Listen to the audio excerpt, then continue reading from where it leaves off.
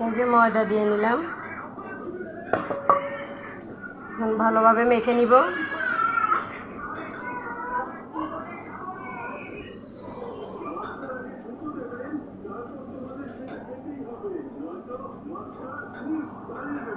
এই যে ভালোভাবে মেখে নিচ্ছি। এই যে আমি ময়দাটা ভালোভাবে মতে নিয়েছি, এখন আমি পরোটা বানিয়ে নিব। এই যে একটা একটা করে আমি গুটি নিয়ে নিচ্ছি, এই যে গোল করে করে এখন আমি পরোটা বানিয়ে নিব। এই যে ভাত রান্না করে ফেললাম, এখন একটু ছাদে যাচ্ছি কাপড় তোলা। আমি রান্না করছি, এই যে গাছের পেঁপে এনেছিল কালকে হাজব্যান্ড, আমি কেটে নিয়েছি, ভাজি বসাবো। এই যে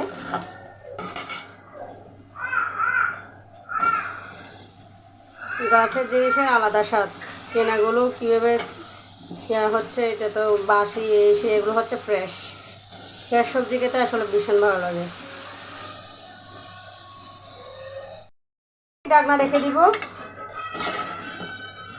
হতে থাকুক। এখানে কিন্তু কোনো আমি পানি অ্যাড করব না, তেলের উপরে আমি ভাজিটা অ্যাড করে ফেলবো। আলহামদুলিল্লাহ আমার পেঁপে ভাজি রেডি। দেখুন তেলগুলো কি সুন্দর বের হয়েছে। আসলে ভাজি করতে জানতে হয়। অনেকে ভাজি রান্না করে দেখেছি পানি দিয়ে দেয় সিদ্ধ হওয়ার জন্য, বাবের জীবনে শুনি নাই আমি। এই যে কালকে দুপুরের জন্য আমার জন্য বের রেখেছি পেঁপে ভাজি, আর হচ্ছে কাঁকরুল পটল আলু দিয়ে ভাজি। আর হাজব্যান্ডের জন্য এখানে পেঁপে ভাজি দিয়েছি দুপুরের লাঞ্চের জন্য, কালকে অন্য কিছু করি নাই। আর হচ্ছে পরোটা দিয়ে খাওয়ার জন্য কাঁকরুল আর পটল ভাজি।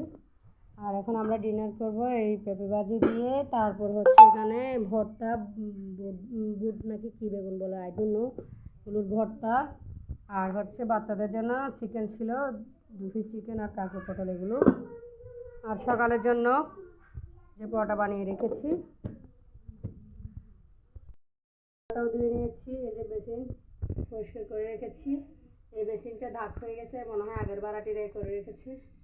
এই তো আজকের মতো এখানেই আমি আমার ভিডিওটা শেষ করলাম। বাই বাই, টাটা, আল্লাহ হাফেজ।